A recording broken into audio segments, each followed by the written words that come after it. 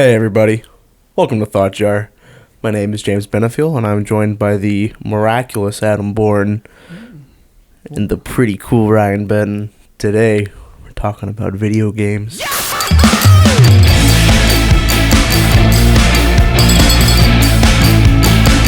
Adam, how you doing? Great. How are you? I'm alright. We just saw each other last night, didn't we? We did see each other last night. We saw some friends that we haven't seen in a while. Maybe not like a while, but long enough to justify setting time outside of our schedule to meet up and Get some Cracker Barrel. Cracker Barrel. Extremely disappointed. I'm so disappointed with Cracker Barrel. You didn't like it? Bowl full of dough and goop. You ever had chicken dumplings before? I have, but I know it's typically bowls full of dough and goop, but there was minimal protein to supplement what I lacked. Was it more dumpling than chicken? It was all dumpling, man. It was all just big pillowy pouch with goop and slop. Damn, because my country boy breakfast was immaculate. Mm. I have no complaints. I think the best part of that was probably the one Miller Lite that I had. It's pretty great. I didn't know that Cracker Barrel did beer. I didn't in either. The can. I thought they were gonna come out and be in a glass, and then she handed you a can. I was Same. Oh, all right, cool. It's typically typically is bottles when you go to restaurants. Yeah. Like typically.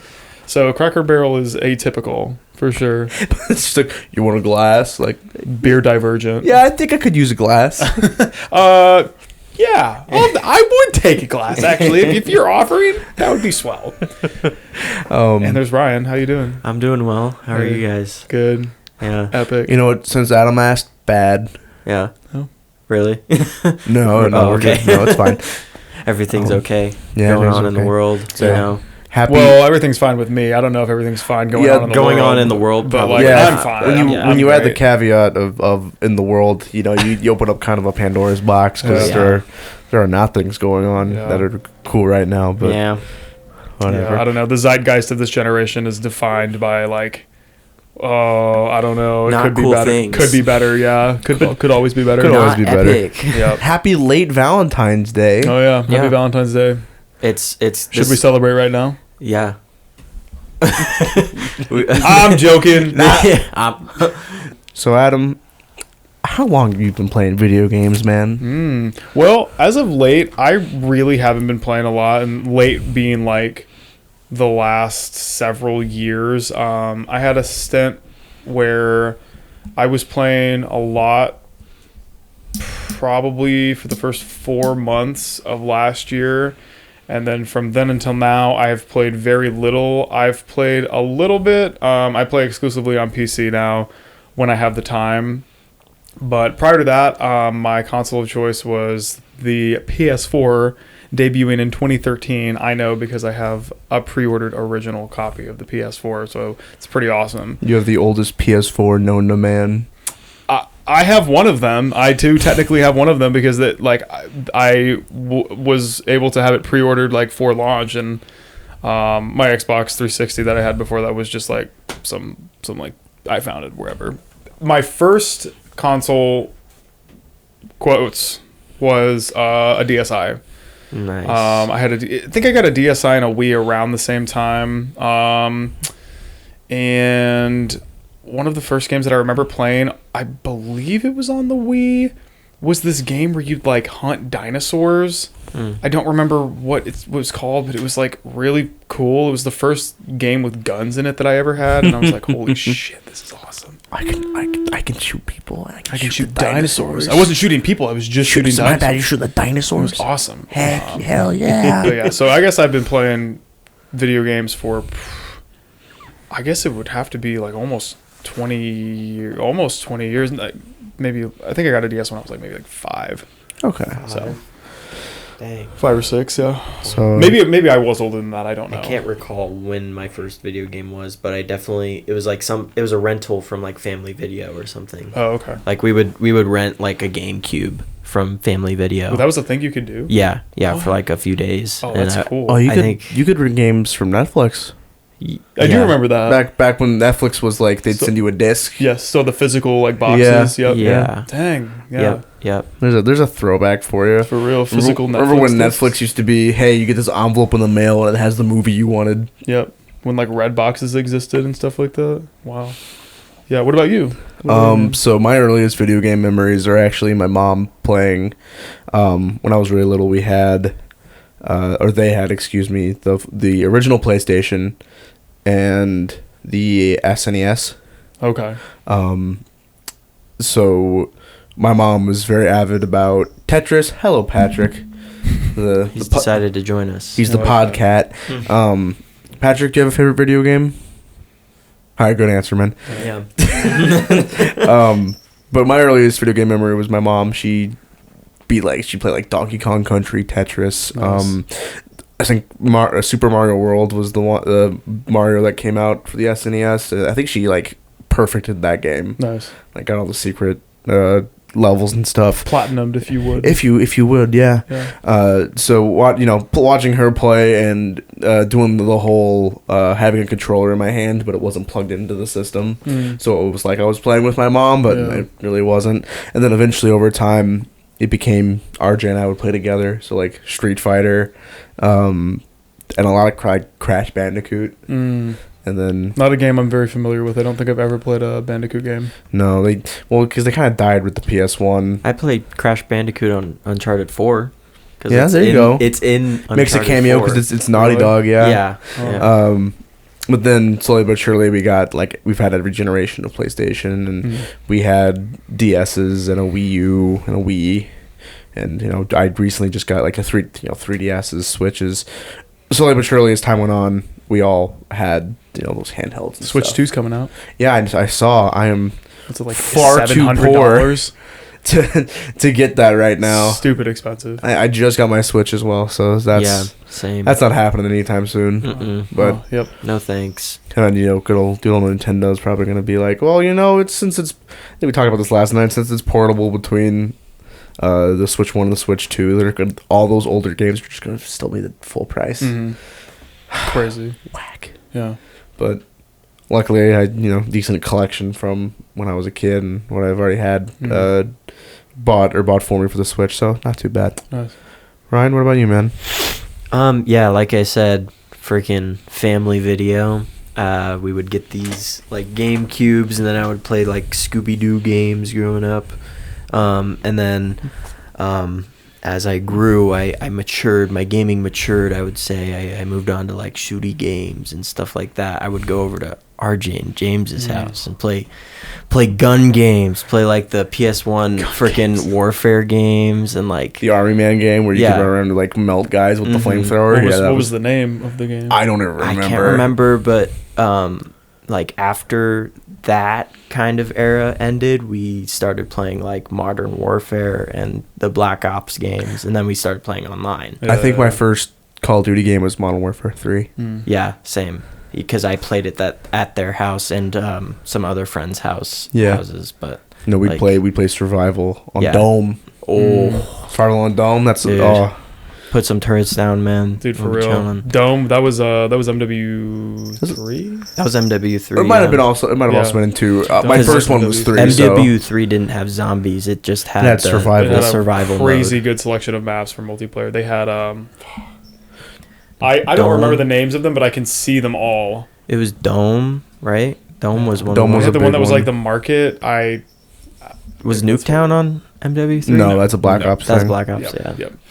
I think to kind of get some context as to why we're making this a point of discussion and an entire episode out of this sort of thing, and to differentiate ourselves from maybe some younger people that might be talking about video games and why they're important. To keep it a little more highbrow,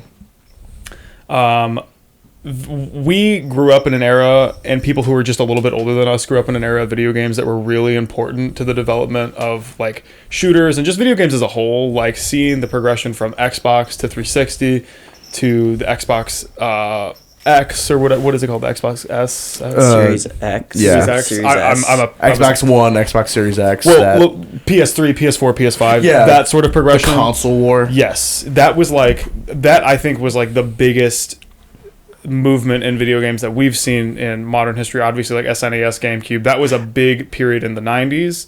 But I think for modern video games, like we've seen game engines be developed that have like changed the way we look at video games. A good example I think would be the new Black Ops 6. Like, I haven't played it, but I've seen a lot of gameplay of it, and it looks crazy. It's very fun. It looks crazy. So, I mean, you'd be able to say more about that. So, I've unfortunately been enraptured with Marvel Rivals right now, so I haven't played a whole lot of Black Ops 6 as of late, but the campaign was fantastic. The multiplayer was super fun.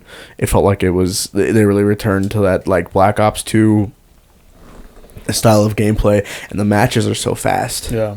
And it really feels like it's back to form when, you know, there was more focus on like movement and that really long time period where Warzone was, you could tell that was the focus for those games for a couple of years, and then this one was the one that felt like the focus was put back into the multiplayer and the campaign. Yeah, for sure. I definitely think Warzone was kind of a black hole for a lot of ingenuity when it came to games, and that whole battle royale period which probably started with Fortnite. 2017 when Fortnite came out, because we played original Fortnite. And, we did. Remember how crazy it was? Like, you could. It was impressive if you could build like a 4-walled shack. Yeah. I used to play the campaign, like the campaign or Save the World one. Save the World. Yeah, that's like what I used to play. And then if we were bored, I would be like, "Oh, we should try this battle royale," because like I had never heard that term before. I didn't really get it. I'm sure there were other battle royales. PUBG had been out at that point, I think. Yeah. Okay. Right. So I had played that on the mobile version. Yeah. But and like Minecraft Hunger Games. Yeah. So all of these things that were around and were born out of technological advancement as far as video games were concerned were around when we were kids, and like we had the time to interact with one another on these platforms. And I think we were the first generation to have like the big sweep of online gaming. Yes, as early teens, and even like kids. You know, I think you could go as far back as like PS2 had online gaming. Because not like the big multiplayer craze probably started like I think with like the Halo games. I would even go as far back as to say like World of Warcraft. Like Warcraft started the major like online gaming. I think I'm not like super well endowed with that community. Obviously, we have friends who are. Because when I think of like what like big achievements in gaming when we were growing up, like we were too young for the Sega versus Nintendo. Yeah. That was like I believe the late 90s. Yep. That was a 90s thing. By the time that we were like, you know, conscious and playing video games for ourselves and not just having them be around us, I think Sega had thoroughly lost the. They had. Yeah. It was because the because the GameCube came around, and I think the GameCube kind of like the GameCube came out in like 2001, I think. Yeah. And at that point, I don't think the Dreamcast could keep up. No. But I don't know because I didn't really play on either. Those were before my time. That's just I think I'm going off of what I know based on video game history from like YouTube and I've played stuff. Star Fox 64 on the GameCube. I played it like way back, like literally probably like 20 years ago, and it was so much fun. I had never played a video game before, and I was like, oh my god, this is fun. I think that's the first time you played a video game? I think the first video game I ever played was probably Star Fox 64, I think, on the Nintendo 64.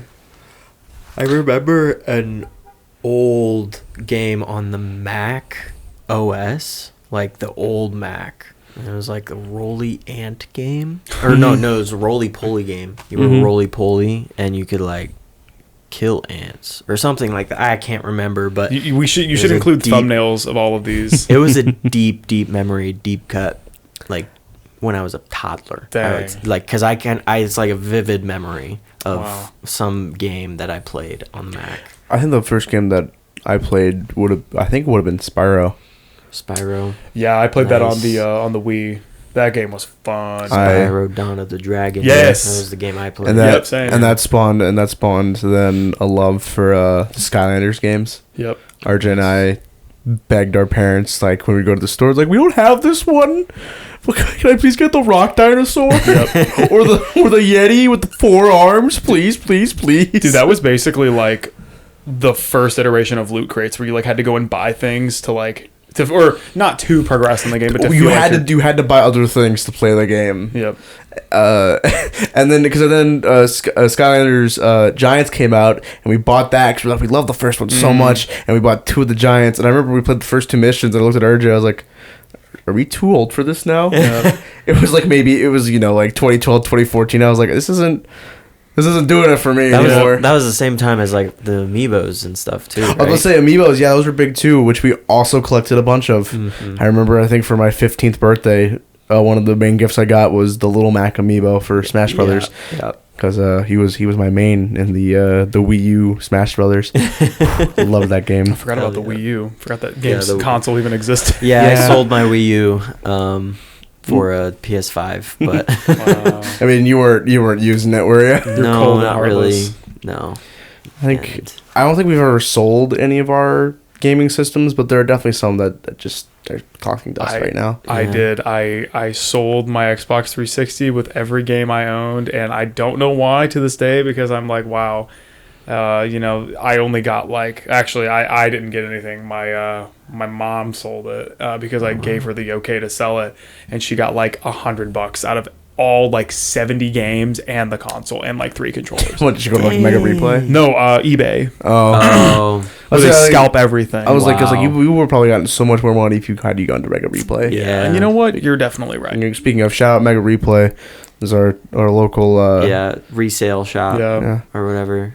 So I remember when they were at their old location. They closed down, it opened up a new location in town. Yep. So like right next 3 to stores it. down. It is right next to the. Yeah. But many an hour passed in there looking at old games and game posters and stuff. All the smell of nerd bo. Yeah. Think so. That was just us walking through. Love the aroma that we spread. Were we the bo? Were we the bo? I don't know. We were teenage boys, I imagine. There had to have been an instance we walked in, they're stinky. And it's just the reality of life, I think. Sometimes you stink. Yeah. So with all of that being said, we'll give more context as to why this is important. And, obviously we like to keep things salient to everybody who's listening. So hopefully everybody who's listening has had at least some experience with a video game. Doesn't matter if it was a mobile game that you paid $100 for over the course of a month, whatever. Wii U. Wii Bowling. Wii Bowling. Yeah. Wii Sports Resort. What was the balance board games? The balance board, yeah. The thing that didn't work ever, it wasn't ever calibrated. The Wii Fit. Wii Fit. Mario and Sonic at the Olympic Games. Sonic. Mario and Sonic. Where you gotta bounce on the board and you gotta shake the Wiimote and the nunchuck and you look like a tool. But man, those games were fun. Threw my Wii remotes far too many times to recall. But, out of anger or by an accident? Probably a good bit of both, to be honest. Fair enough. Yeah, but so we're gonna dive into our top 5 games, and I was telling them before we started recording that I cannot contain this list to 5. I'm going to have some honorable mentions. So I had many honorable mentions, and also as with any opinion shared on the internet, these are just our opinions. Yeah. This is not a definitive list of the best Game games Informer would not agree, I'm sure. I don't know. There's a lot of biases here. A lot of bias. These are games I either grew up with or I remember falling in love with, just me personally, or just spent a lot of time with. Yeah, in general. exactly. Yeah, I played a lot of AAA titles, and James and Ryan played a lot of, also maybe some AAA titles, but you guys also played a lot of unconventional games. I know you played a lot of unconventional games. Yeah. So it's because for a very long time I wasn't allowed to play the violent AAA games. It took probably until I was 12. Modern Warfare 3 was my first M-rated game, I'm pretty sure. Yep. And I sucked at it for a very long time. Having to aim with the right stick, oh my god. And having to control your aim and your camera separate. That was an impossible feat at first for me, too. I was like, how do you do this? And then finding out what the R3 button was. Yep. Oh. Took me a while to figure that out, too, I think. There's only 2 buttons in the back. Where's R3? It's like... Yeah, and Google wasn't as available as it was to me now, so I had to beg my dad to use Google on his laptop. I was like, "Can you figure out what R3 is? I don't know what it is."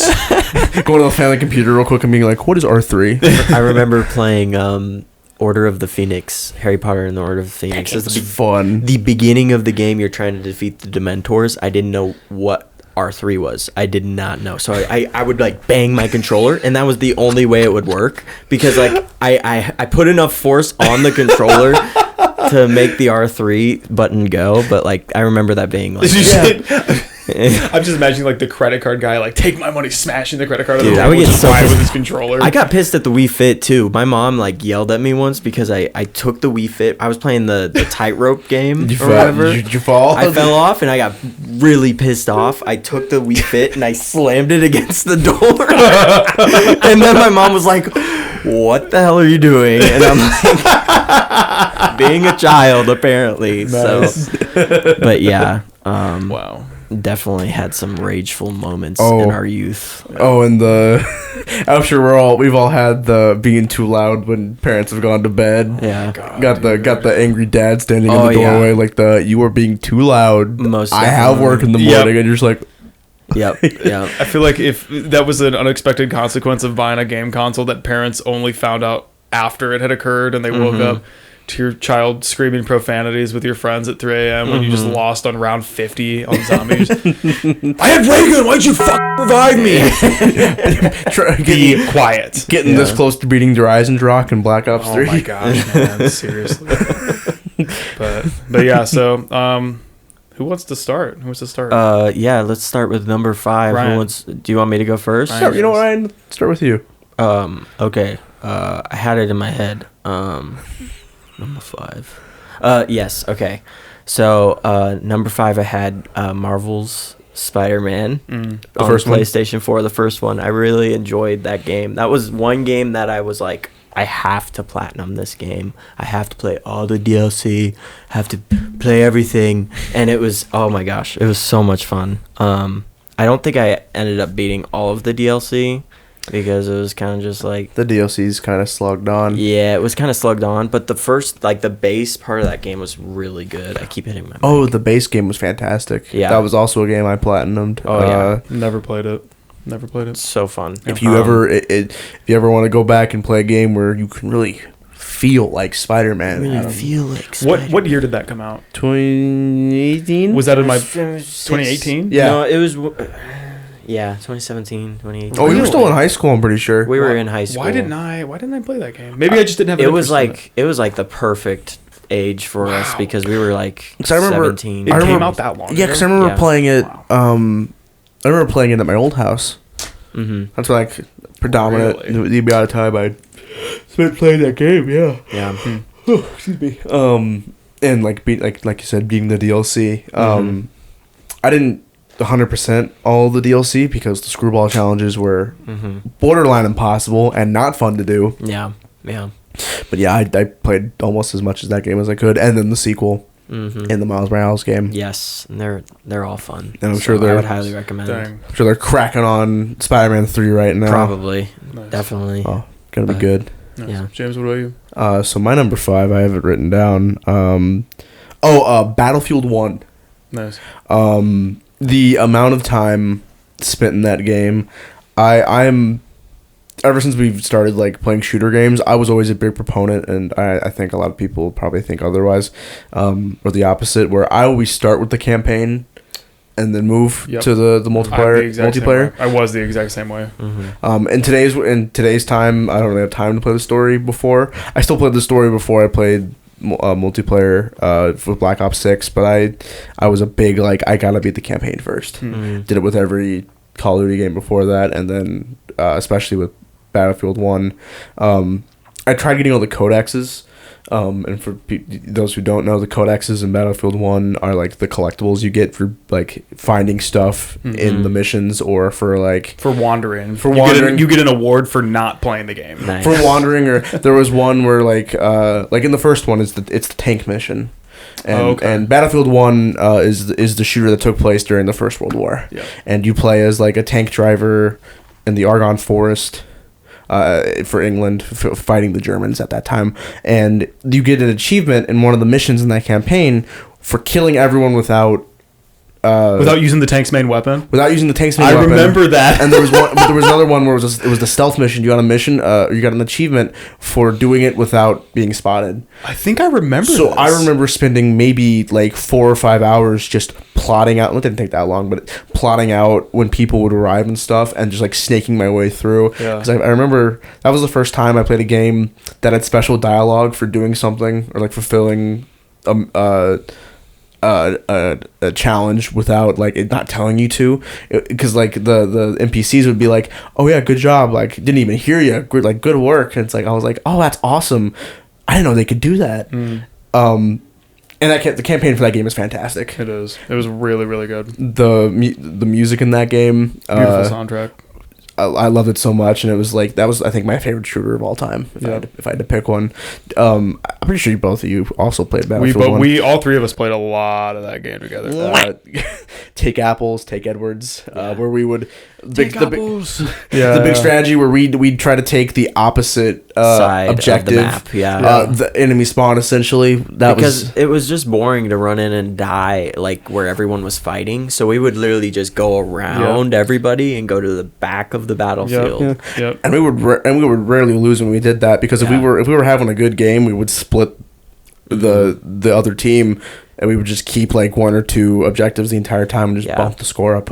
It felt a lot more like tactical rather than. I'm sure there's like genuine military like thought behind that. Like I'm sure not that we were employed, but I'm saying like I'm sure that's like just walk around. Just have you ever like, thought about just avoiding everything and just going around? Just go around. What if you just walked around the bound of the map for like 45 minutes, shot 2 people, and then died? Yeah.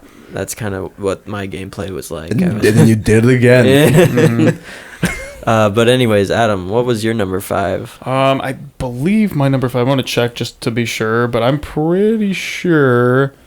Yeah, my number 5 was a Battlefield game, but it was not Battlefield 1. My number 5 was Battlefield 4 by DICE. That game was probably... So, for context, this game is important to me because I played so much of it. I played an unfathomable amount of Battlefield 4. Okay. I got the game also. This is another important reason as to why it's my number 5. I actually got a PlayStation 4 so I could play Battlefield, because I think my Xbox account was made to be a child's account, so I was never going to be able to play Battlefield on the Xbox. So I was like, well, I'm just going to get a PS4, and I also knew that you guys had PlayStations, and so I was like, okay, I'm just going to buy a PlayStation to fit in. But I played so much Battlefield 4. Oh my god. I played Battlefield 3 on the Xbox because I found it at like a used game store, but I couldn't play the multiplayer because my account was a child's account. So I was like, oh, I want to play it so bad, but oh my god, I played so much Battlefield 3 campaign. It just has had me so hyped up to play Battlefield 4 when I heard it was coming out. Dang. I played a lot of that game. Such a cool game. Like the first introduction that I had ever had to like vehicles in a game, I thought that was so cool because I had played Call of Duty before that. I was like, oh, Call of Duty doesn't have any of this. That's why I personally think, this might be a hot take, but I think Battlefield 4 is a far superior shooter multiplayer game than Call of Duty or any of the Modern Warfare games. That's just my opinion. But I just think there's so much more mobilization that you can do in game. I don't know. Just I've had this conversation with people that I work with before. So really?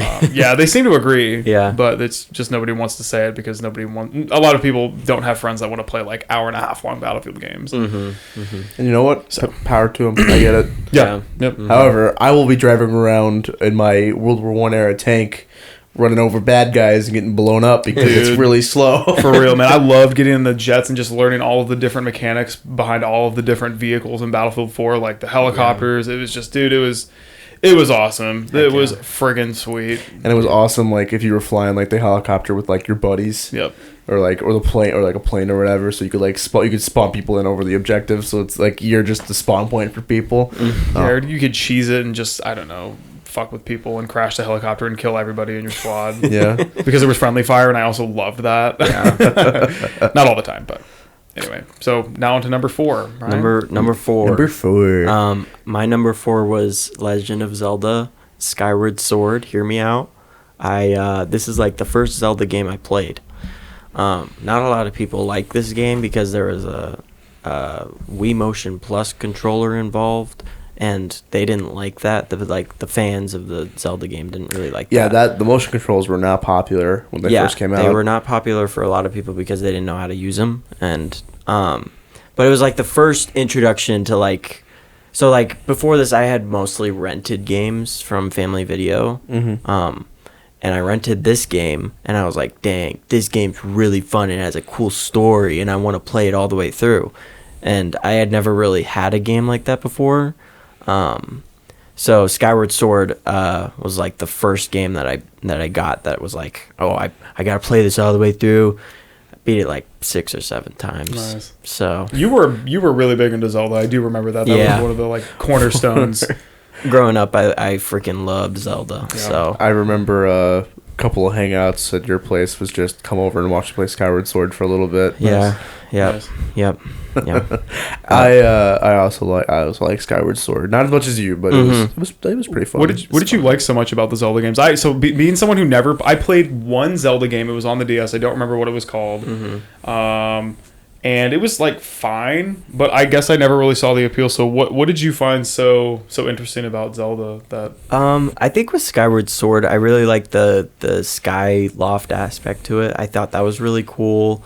What Like is that? flying. So like the base world where you like start is in the sky. It's like an island in the sky, and it's called Skyloft. And that's kind of like where you go to like bring back the things you bring from the ground, the surface world, pretty much. And Legend of Zelda series as a whole has been going on for so long, and they found a way to like interconnect the games in like one canon timeline. Like well, there are multiple timelines, but there's one canon like branching story. So like all the 20 some odd games at this point, probably getting close to 30, are interconnected and like. And there's a bunch of debate, and like Nintendo has also like gone back on things, like said like because they released books and stuff on the games, and then when like Breath of the Wild and Tears of the Kingdom came out, they were like, actually scrap all that, we're gonna redo the timeline again. And Just to fit the mold that they had made. It's definitely debatable on like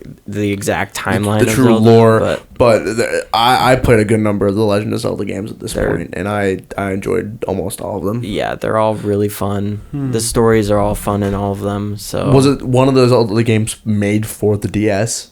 I think so. I don't know. Because there were two, to my knowledge. There was Spirit Tracks and there was Phantom Hourglass.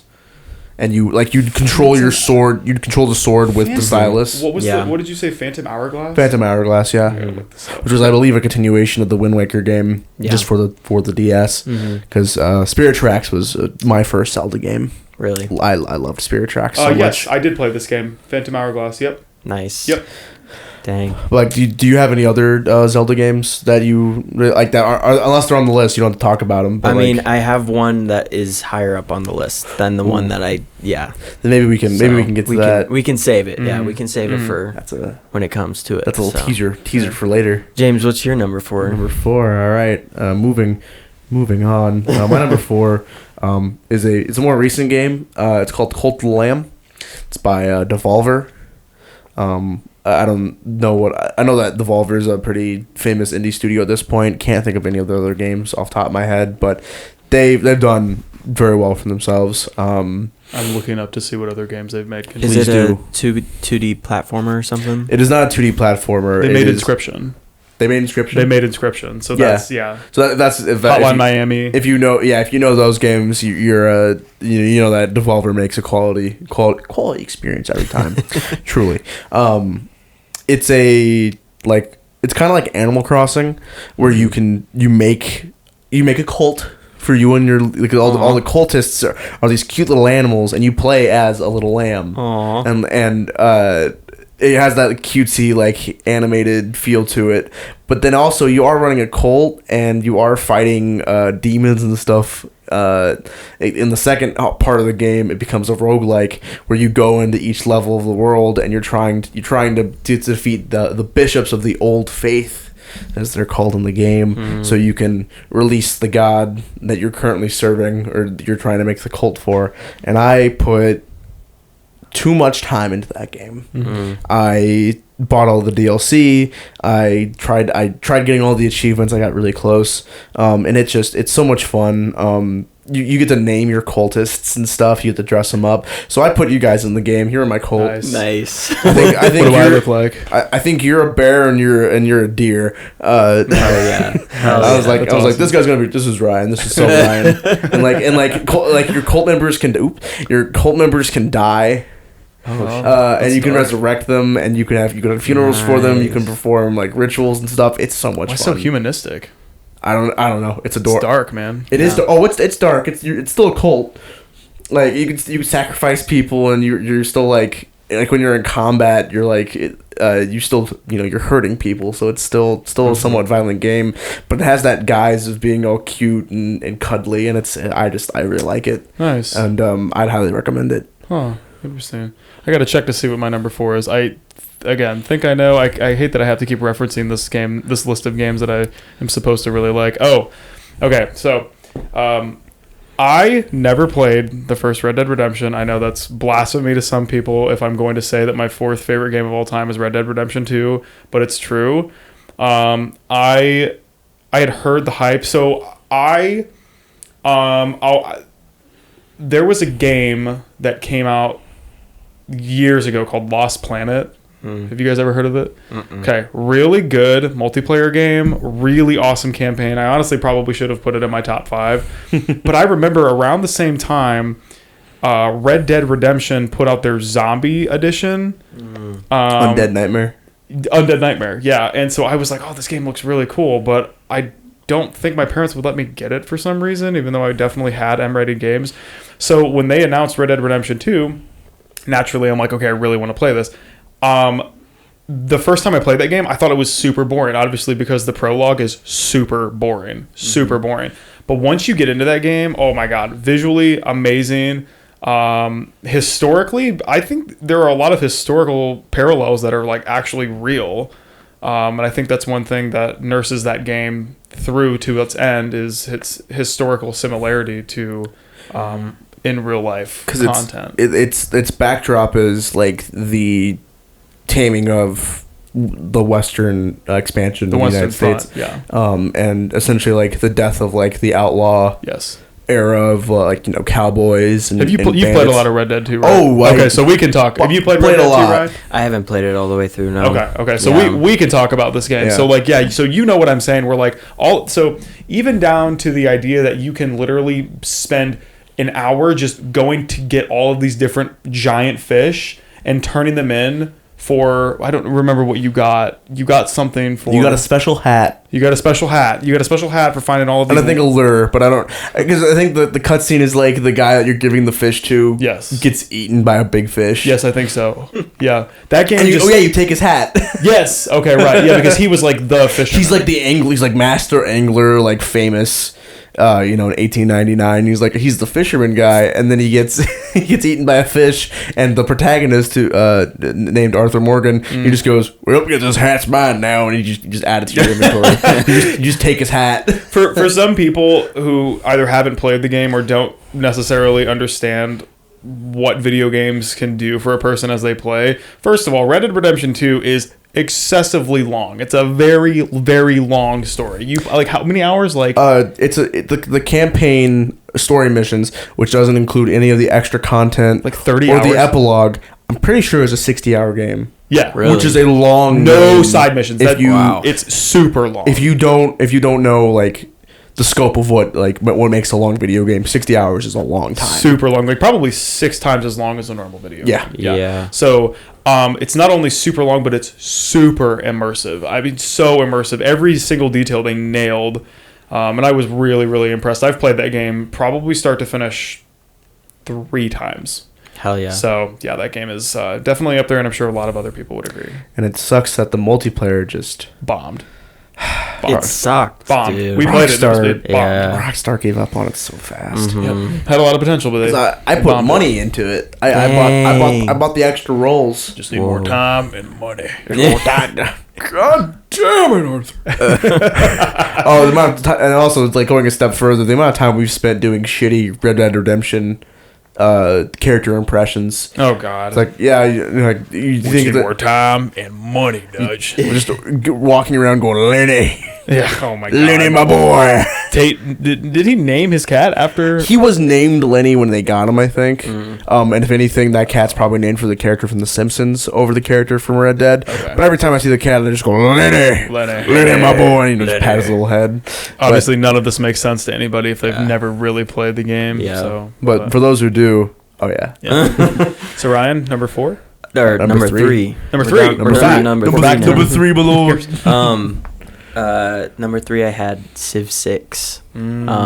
I think I maybe have like 120, 130 hours into it. Cannot Sid relate. Meier's Civilization 6. Sid Meier's Civilization 6. Yep. To preface, I've played a lot of Civ games growing up. Civilization Revolution was the specific one that I've played a lot of. That was on the PS3. But I got the Civ 6 on the PC, and it's like one of my favorite like pastime games. You do be playing that game a lot. It's like you will get into a game and it'll last like 4 to 5 hours, and you'll be like, okay, I've been playing this game for 4 to 5 hours, and I'm like halfway through the game. This is fucked. Yeah, it's a turn-based game for people who don't know. And it's a long simulator game too. I love it though. It is so much fun building your civilization. I would highly recommend. Just do you like giving Catan it a chance. I do like Catan. Yeah, Catan is a lot of fun. Yeah. My number 3 game is the last, I believe, big title for the PS4, Ghost of Tsushima. Was that really it? Was that the last I think so. Okay. Before the PS5 came out, and they started putting, like, they were the flagship games for that console. But I remember not knowing a whole lot about it, other than that it was just like a somewhat samurai edition of like Assassin's Creed games. And what I ended up getting was that its premise? The premise of Ghost of Tsushima was the real life event of the Mongols trying to invade Japan, where they stormed the island of Tsushima, which is I believe a smaller Japanese island, I think a little bit to the west of the mainland, that ended up having an invading force of Mongols. This is, I want to say, like the 1400s or something. I don't know the exact century, but it was, a long while ago. What happened in real life is the samurai that were on the island got decimated because there were hundreds of thousands of Mongols and maybe like 80 of them. Jesus. So they all died. It was very like last stand type deal. I don't, not that I'm an expert or I know, but it's that like the pride of being a samurai, like victory or defeat, that cultural aspect, and that comes that's a big focal point of the game, is like having honor and fighting with honor, because how the step away that Ghost of Tsushima takes away from what happens in real life is your character is one of the samurai who survive, and you start taking the island back from the Mongols to prevent an invasion of mainland Japan. But you start fighting dishonorably, and you start like stealth attacking people, and like a big part of the game is that you're not supposed to do that as a samurai. That's dishonorable because you're not fighting someone on equal footing. You're like sneaking up on them and assassinating them. Right. But holy hell, that game is so much fun. Is it really? It is so much fun just running around, because it's one of those games, like the modern gaming stereotype of like giving the character a grappling hook. It has a grappling hook, but it's so much fun. Yeah, like you just running around like the mountains, doing what is essentially parkour, and then stealthing around, and then just assassinating 3 enemy Mongols at the same time. Oh my god, Heck yeah. So much fun, and the story is immaculate. Cinema. There's a whole mode. I forget the name of the director, but the very famous Japanese director who did like the black and white samurai movies in like the 40s and 50s. Kurosawa did. He did the Seven Samurai. Yeah, so I'm pretty sure that's who they were paying homage to. Really? Yeah. But yeah, that Ghost of Tsushima it's a very good game. I love it so much. Nice. I love the main character. I love his story. Sweet. And it's so much fun. Number 3, my lord. Number 3, my lord. Okay, classic pick. I'm not trying to be a sellout here with my AAA titles, but Skyrim is my number 3. I think I got Skyrim from a used game store that I think is still here in town. Nice. I didn't really know what it was. I just picked it up because I was like, oh, this looks cool. Obviously, like any kid going into who's like 12 going into a used game store, you read the back and you're like, oh, this seems cool.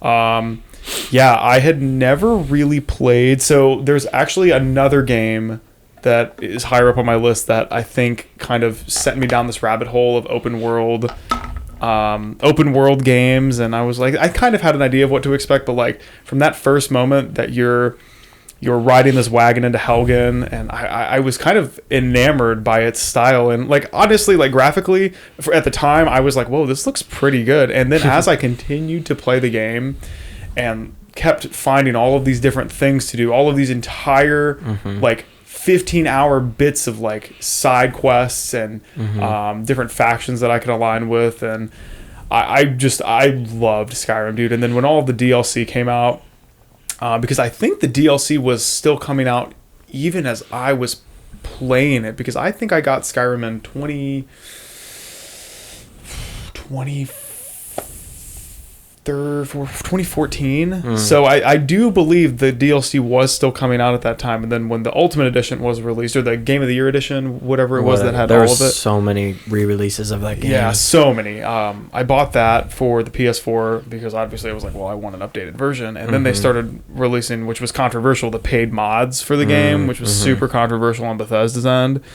Have you guys played Skyrim? You guys played? Yeah, of course. Okay. I think everybody's played Skyrim. I think the big debate is the Bethesda games. Is it are you a Fallout person, or are you a Elder Scrolls Skyrim person? Right. I personally was a Fallout person. I tried so many times to get into Skyrim. I've only ever beaten the game, like the main story, one time. But I know there's so much that I just never did because I couldn't get into it like other people could get into it. But I think I put into just Skyrim alone. This could be right or wrong. So for context, this was without any mods. I had a character that was like level 90. That takes a while to get to. I think base game, yeah. Yes, base game, no help. I mean, I didn't even know how to mod a game. I just loved playing. Yeah. I think I had between the PlayStation 4 and the Xbox version, I think I probably had like 2,000 hours in that game. Wow. Like a stupid amount, man. I played that game so much. Yeah, that game just, I don't know. I was in a very moldable period of my life, and I just loved Skyrim. I don't know. This was cool. It's a, like, you could tell it's a very popular game, and like pop culture wise, it's like, you know, memes have spawned from it. The first meme was he took an arrow to the knee. That was like the first one. Yeah. During my interview for my current job, the guy who would be my boss made an arrow to the knee joke. so you know, just talking about how big Skyrim it was literally like a generational game. Yeah. That game, I'm sure there are like kids half our age who are fighting Skyrim and they're like, oh my god, this looks like garbage, but it's so much fun. Yeah. It was like, I think that period of video game introduction was one of the last truly original periods. Obviously Oblivion came before that, and Oblivion was like the Elder Scrolls game that put them on the map, and then they decided to really take it up a notch 3 years later with Skyrim. So because Skyrim was the 5th Elder Scrolls game as a whole, right? Yes. In that series. And a couple of years ago, we got a teaser trailer for Elder Scrolls 6. We'll see if that game ever comes out. We had that teaser trailer come out in, I think that was so long ago. Over 5 years Figure out when ago. that came out, because there has been zero word on it. Well, they got bought out. So I'd be willing to bet that game probably took a back seat. But that's owned by Microsoft now. You knew that, right?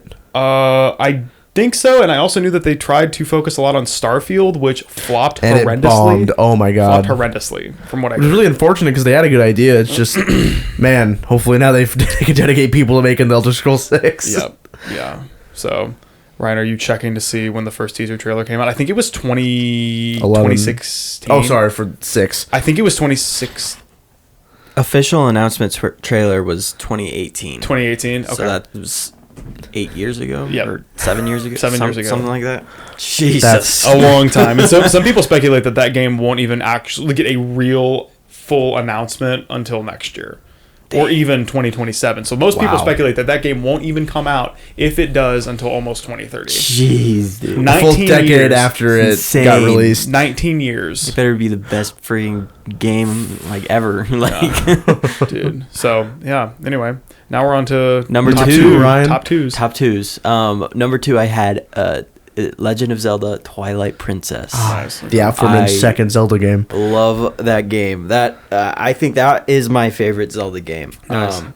Obviously, I was a very young kid when I played this game. beat it like probably 4, 5, 6 times, whatever. But like just like I don't know, becoming a wolf man was like that was so cool. You're dude. you're showing your Wii bias a Dude, little. I was listening to My Chemical Romance at the time. Like I was in my emo phase, and I loved that game so much. Mindo's such a baddie. Wow, when Ghost of You plays and you're playing Twilight Princess and you're just running through a field. And yeah, towards the end of the game, you can like change between like Link and the wolf character, and it's like just it's freely so without fun. going into like the dark universe. Yeah. And it's just like I love it. But yeah, that was my number 2. James, what's your number 2? My number 2 was I believe 2016, 2017, somewhere in there. It's called Hollow Knight. Yeah, we were just talking about this. Nice. And I believe it's same studio who made I believe the Infamous games. It might be Sucker Punch. Oh no, Ghost of Tsushima made Sucker Punch. My mistake. Hollow Knight is Team Cherry. Nice. Nice. And it's a style of game called a Metroidvania, which comes from Metroid and Castlevania, which are 2 very popular game series as well. But it has that it's a 2D side scroller, but the game map isn't revealed to you, so you have to explore and find things, and there are certain checkpoints and stops. Like, you can't go into an area until you beat a certain boss or get a certain item. Hollow Knight is more like a 2D platformer. It's a platformer, like, but you explore and you get the lore from the game as you explore, and I enjoyed it because it had the gameplay cycle is very rewarding. Like, when you die, you lose a little bit of your like resources and your health, but if you can go find where you died, kind of like Dark Souls, and you can get like your money back and your health. Yeah, I played quite a bit of Hollow Knight. It's a good game. Really? I would highly recommend.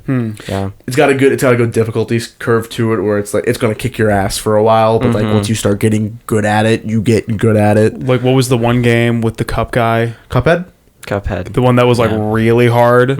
Yeah. It's like very, very proud to say I also beat Cuphead. Oh, nice. RJ and I. Also a very good game. That's probably an honorable mention personally. Didn't put it on my list. Okay. But yeah, Hollow Knight definitely up there, and I would also recommend playing it. Freaking nice. Another AAA title, Borderlands 2. Nice. You guys know me. You guys know how much I love the Borderlands series. Oh my god. Heck yeah. I don't know how many hours I put into this, but again, I had multiple profiles. It's like a shoot and loot game. I found a copy of the first Borderlands at the same pre-owned game store, and I was like, dang, this is super fun. I want to see when the second one's coming out. And I think when I got the first one, the second one had already been announced.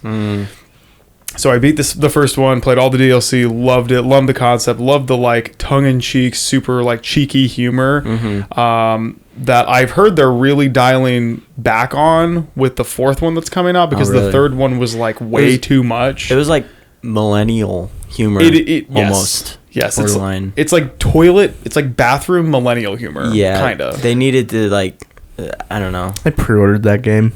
But Borderlands 3? I got the Steelbook edition. I got it when it first came out as well. It was the only gift I got for my 19th birthday. Really? I played maybe 2 hours of it, and I went, wow. This game, in comparison to the pre-sequel and 2, this game is ass, and I do not want to play it. I think Borderlands 3 was probably my first like introduction to Borderlands, and then I played the Handsome Collection. Nice. Which is like all the first few, and those are really fun. Yes. Borderlands 2 was really unique because in the first one they introduce you to I think they introduce you to the idea of Handsome Jack, I think, who's the main antagonist in Borderlands 2.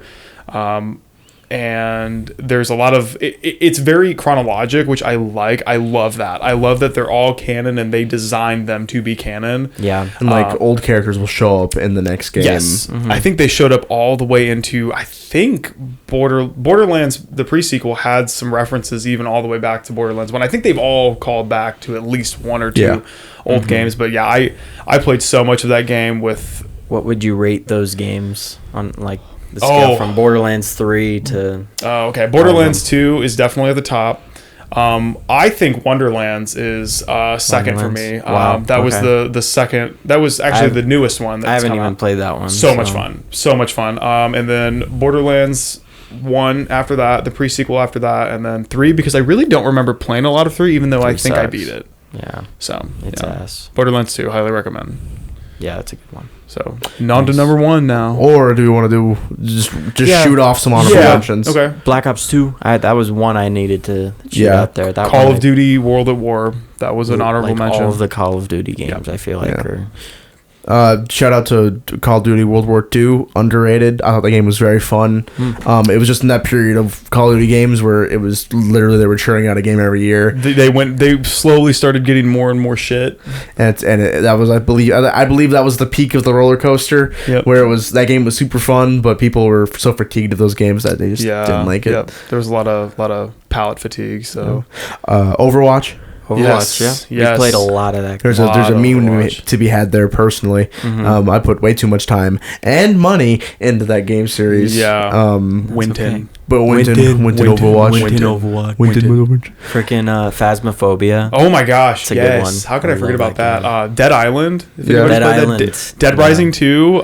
Chuck Green. Yep. Oh my god, one of the best protagonists of a zombie game ever. The Crash Bandicoot games I mentioned earlier. Yeah. Loved those. Never played it, so I don't have any input, unfortunately. Yeah, but that was pretty good. Doom Eternal. Well, actually, all the modern Dooms are just amazing. When that first game came out, I was like, oh my gosh, this looks really good. Pretty much every game ever. Yeah, probably all video games. Just gonna shout out Pong real quick. Pong. All my OGs know. Oh, this was one that was gonna be in my top 5, but I decided to swap it out for Battlefield 4. Alan Wake. Alan Wake by Remedy Entertainment. Nice. That game was so much fun. If anybody watching this has ever played Alan Wake, I think they'd agree that it was cinematically groundbreaking for me personally. It just looked so good. Heck yeah. It was really kind of psychologically stressful, at least for me, because I played that game when I was probably like 13. Obviously, like horror games weren't really my thing. Like I had played this game called Fear, and that was scary. But this game was weird because it was just like constantly stressful, and I felt like my adrenaline would never shut off. Alan Wake was really good. So. Yeah. The modern Wolfenstein games as well. Yes, really good. Also very fun. Fall Guys. Yeah, I played a little bit of that, not a ton, but started. I believe that came out like 2020. Was just essentially like a parkour jungle gym game. COVID time killer. Oh yeah, for sure. Yep. Put way too much time into that. Spent too much time getting good at it. But still fun nevertheless. And then the last honorable mention I'll have is Stardew Valley. I've heard that Stardew Valley is a good way to get stuck and waste a lot of time. It's one of those farm sim games, but there's a social aspect to it in that it's you can play with your friends, but all the NPCs have like schedules and they have like interpersonal relationships and they have relationships with you and their story beats, and it's so much fun, and there's so much stuff to do in that game.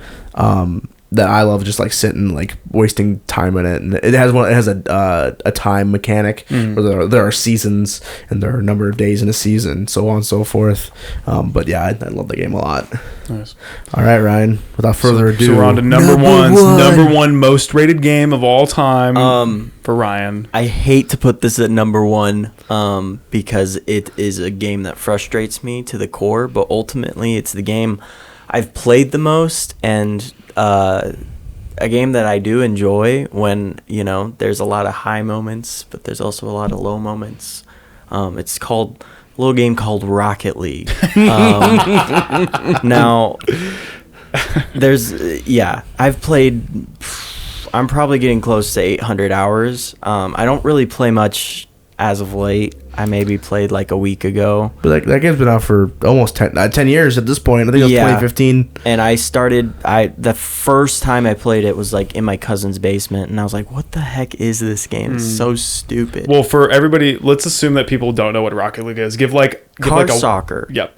Rocket cars that can fly, and they're indestructible, except for when cars hit other cars, then they can demo each They other. go really fast. They go really fast, and they hit the ball into the air, into the goal, and it's like soccer. And with you can cars you and can they're like jets. control your car and do like really cool hits and stuff. They're like space cars. yeah, and They're cool. I've played it a very, very little amount, and it was really hard. I was not any good at all. At it. I imagine you suffer from the fact that there are people who've been playing it since it came out.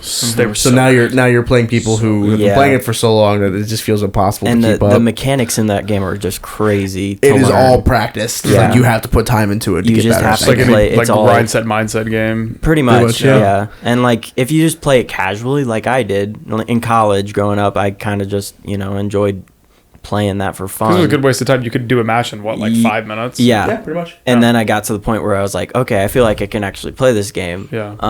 And then I started playing comp, and then I started hating my life. Yeah. Because you found the real sweats. Yeah, I found where the real sweats were, and then I decided not to play the game. And they So were I- sweaty.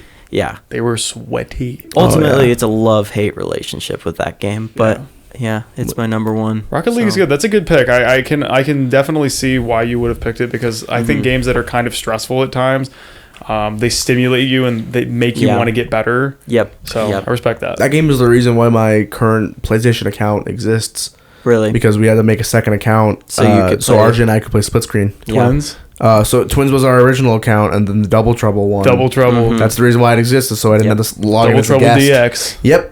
And Yeah. I think that was made in 2016, and we never changed it. And Wow. it's just so many hours played with Imagine you RJ get some and random James. friend requests now on PSN. Double Trouble DX. Stop that. No. Double Trouble DX. No, please bleep it out, Ryan. no, it's whatever. So yeah, James, what is your number one game of all time? So my personal number one is a game called Shovel Knight. The Shovel Knight is an indie game, I believe, released by a studio called Yacht Club Games. I want to say it came out in 2013, 14, somewhere around there, and it's a pixelated platformer where you play as a knight whose main weapon is a shovel.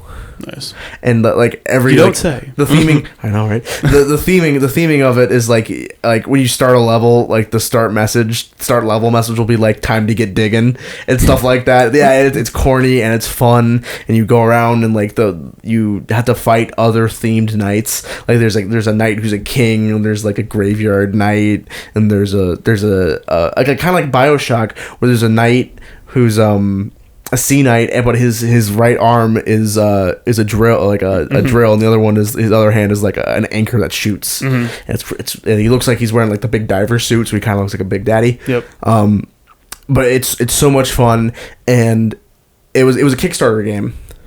I was too young to have money to give to a Kickstarter, but had I had the means to do that, I would have given You would money. have given an arm and a leg. Oh, I would have given a lot of money $5 to Kickstarter. Nice. Yeah, but I love that game so much, and they got to a point where they were so popular that they made DLC for the game that was essentially just 3 more games for free. But they tied it all under the same one game, and if you bought that original game, they just gave you the next game for free. Wow. So I played the original one is called Shovel of Hope. It's kind of a New Hope situation, Star Wars, where the first Star Wars was called Star Wars. But once all the sequels came out, they had to go back and it's episode 4. Okay, it's a New Hope. Rename it. Yeah. Shovel Knight. All the games in Shovel Knight have a secondary title past the first one.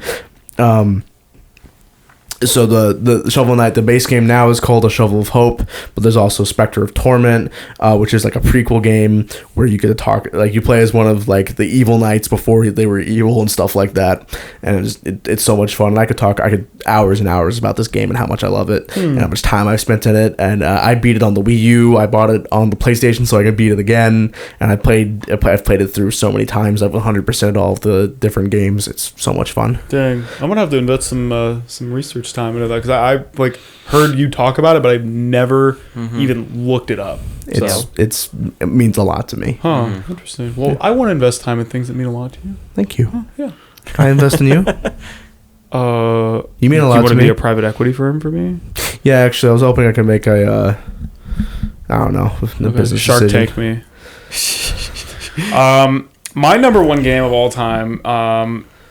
When the show for this came out, I freaked out. Not actually, but I was really, really excited that they finally decided to make a show for this series.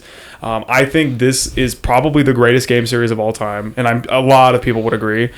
But I think this is the best game in the game series because it's the only one that was made by Obsidian. I think Fallout 3 might have been also made by Obsidian, but that also might have just... It seems like it was good enough to seem like it was made by Obsidian. I think it was made with the same engine. But that one was a Bethesda. It was made and published by Bethesda? I believe so. Yes, I think, yeah. Gotcha. Yeah. Well, my favorite game of all time is Fallout New Vegas. I know for a fact that I've put like 2,500 hours into Fallout New Vegas. I can see like all of the DLC world that was offered. I mean, when you went to Zion and you saw the Burned Man, Joshua, whatever his last name was. Joshua Graham.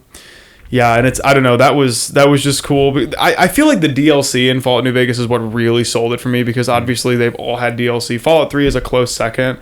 But Fallout New Vegas' DLC just seemed it was biblically made. Like it was like the DLC is generationally important because it was so well made and so like kind of dark. Really? Yeah, Lonesome Road was a really dark DLC when you found the other courier, and all of the dialogue that you share with him it's really kind of potent. I don't know. It's just really interesting. Have you played Fallout New Vegas, Ryan? I actually started playing it on the PC not too long ago, and I actually was having a lot of fun with it. I just didn't finish it. Okay. Yeah. So the DLC Lonesome Road basically takes you. I forget what city it takes you to, but there's another courier who's calling you, and he's basically like, I honestly don't remember all of the details, but he's basically trying to call you and give you an ultimatum because he wants you to either destroy the NCR or the Legion, who are the two opposing main factions in that, or he wants you to bomb both. I think that's another option, but that game gave you endless possibility. It was so creative. It bordered on high fantasy sometimes, which I loved. I think high fantasy is so cool, and it also felt very real. Like sometimes you'd just be walking out in the Mojave with the radio playing, and it was like, wow, this is kind of cool. And as a 13-year-old kid playing it, you're like, holy shit, this is awesome. This is awesome. I bet the dirt smells so good, and carrying this gun feels so good. I love Fallout New Vegas. You're invested. I love getting in the vats and shooting shit. Oh my god, dude, I love Fallout New Vegas so much. The first time you found a Cazador or a Deathclaw, it was scary. It scared the crap out of me. But yeah, that game was awesome. Before we wrap up, do you have a definitive favorite Fallout DLC? Favorite Fallout DLC of all time? Okay, honestly, I don't. It's a toss-up between Lonesome Road and Mothership Zeta on Fallout 3. Mothership Zeta was really good. Into the Pit, I think that's what it was called, where you went to Pittsburgh, and it was like the steel mill. That was a good one. I think there's one that I really liked that I'm missing. The one where you went to the Big Empty, I forget what that one was called. That was in New Vegas. That one was really good. Old World Blues? Old World Blues. So Yep. nice. my personal favorite was, this might be a little controversial because it's Fallout 4, but Far Harbor. Oh god, that's really controversial. It was so dark and I dingy. loved I Far did Harbor. like that. I liked Far Harbor. Far Harbor was good. I thought it was good. What was the other one that came out for? Oh, Nuka World. Nuka Oh, World. that was the other big one because that was fun. Nuka World was huge. There was the workshop ones, which were like barely DLCs. Yeah. And then like the other one I think was the robot one. the The Mechanist. The Mechanist. Mechanist, yeah. I actually think I think Nuka World's up there. Nuka World was just a lot of fun because it was so like cutesy and like there was like a childlike playfulness to it, which I really liked and was much needed in a Fallout game because Fallout's kind of like the overtones in Fallout. Obviously, if you've seen the show, you know they're like kind of dark and dystopian and very like anti-establishment. But and then at the same time though, it's like Nuka World is like it's where the Raiders, which are like in-game bad guys. Yeah. It's like that's their hub. Yep. So it's like it's got that cutesy innocence of like a theme park, but at the same time it's where like the deplorable and like the essentially like just like all the bad people, the grifters and the murderers, the dichotomy of it all. Yes. Yeah. No, seriously. No, definitely. Yeah, that's interesting. Fallout has definitely had some really good DLC, but I think as a whole, I think Fallout New Vegas excelled in DLC quality, main game quality, because that's where they're going with Fallout the TV show like now. When I saw the iconic needle on the strip, I was like, oh my god, this is about to make me No way, no way, no way. no stop, oh my god. So that's video games then. So we just like to share some things that we Yippee. think those are the ones that, you know, we can go back to at any time. It's like memories and, you know, a number of times we've beaten the game. And I'm sure there are other games that we could talk about for a very long period of time. And even still, you know, if we tried doing this again, I wonder if our top fives would change. Yeah, I think it's important to recognize also, even if you've never played a video game or you think that video games are kind of a waste of time, that's kind of true. They might be a waste of time, but it's also something that a lot of people our age have grown up with, and that's just a part of.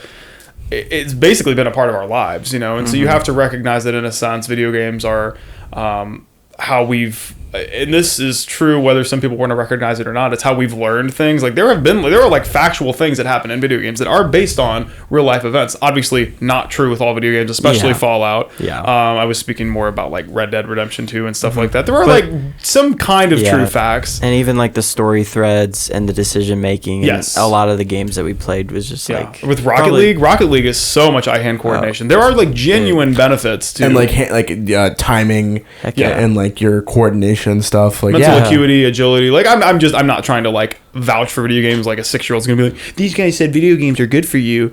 Like I'm just saying these are things that I've recognized, you know. But also, you know, it's brought us together as friends, just the three of us. You know, like we've played video games together for over 10 years. It's kept us connected for sure. When we're not hanging out in person, it's how we talk to each other. Yeah. So recognizing that will give you better context as to why this video was made. So let's music time. Yeah, let's start real quick music bit. Quick music and get on out of here. Yeah, so we're gonna just talk about some music that we've been listening to. James, have you been listening to anything? I've been listening to a lot of. My dad recently just gave me a vinyl of I believe it's the Who's album. Who's Next? So I've been listening to that on the old record player. A very, very good album. I'll be honest, personally, I think the Who, they're, you know, very good. There are other bands I'd put ahead of them, but still, you know, as far as like prog goes, yeah. But still, you know, still very good. Still definitely at like the top, like. They have they're who they are, wink wink nudge nudge, for a reason. You know, that very iconic songs, longevity, stuff like that. Just personally, there are other groups that I would put ahead of them. And then a lot of Green Day recently, specifically their Insomniac album. I think that's my favorite Green Day album. I don't know if it's their best one. I think a lot of people would say that American Idiot is their best work. But me personally, I like more when they were more pop punk.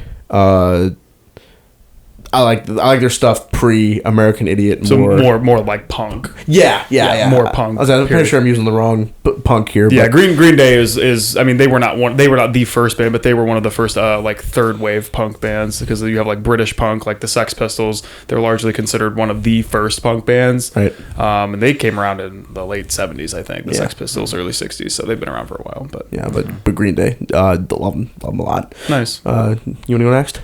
Yeah, so I've been listening to something interesting recently. I found this on a Reels sound. There's an artist called Flawed Mangoes. Have you guys heard of this? I have not. These sounds have like hundreds of thousands of uses on like Reels. Wow. This album that he put out just last year called The Unwavering Hand.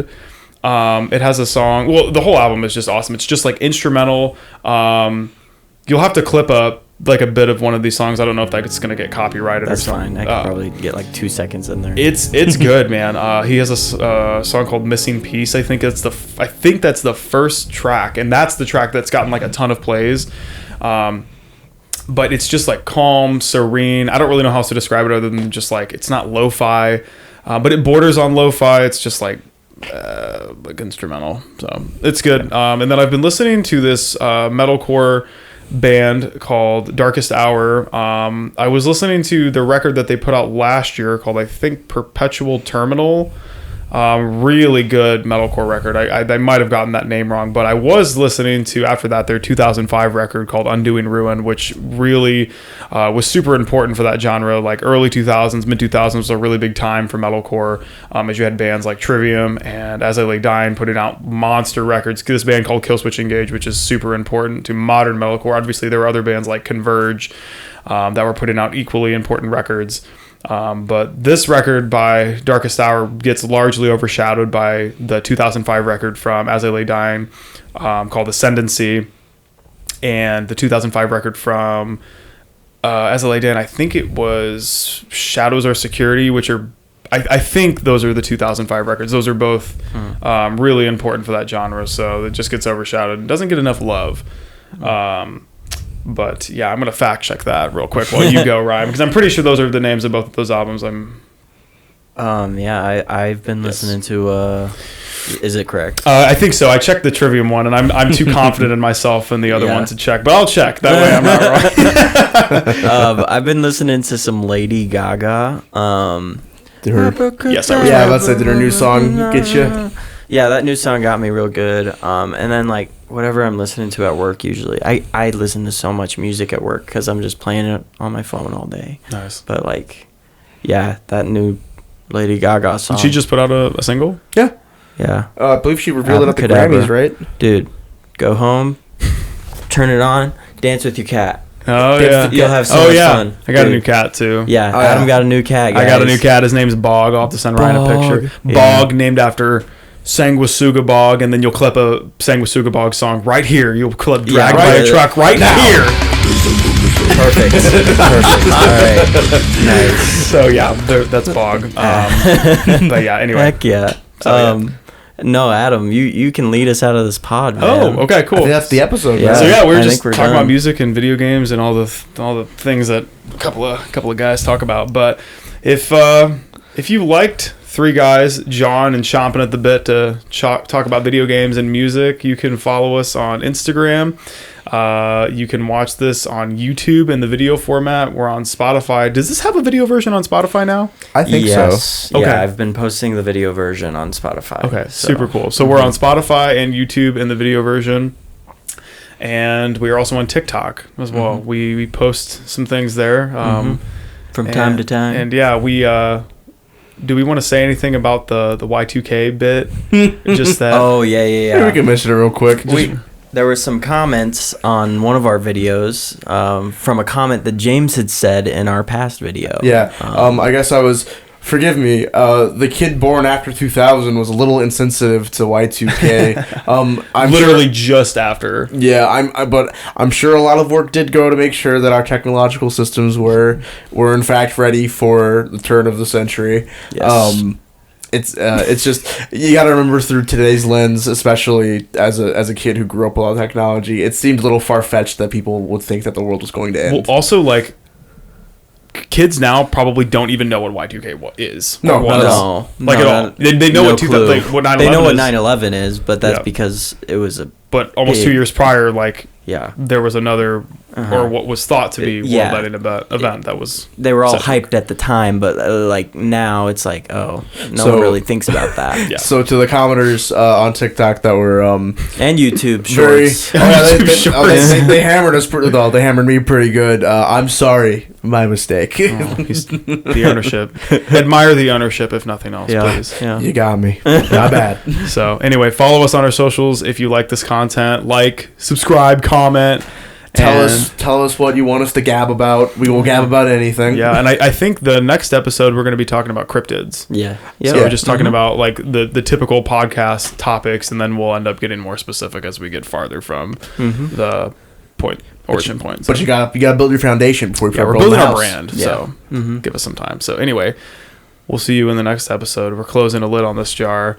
Keep those thoughts in, and we'll let them out in the next episode. Hell yeah. Thank you so much for watching. Peace.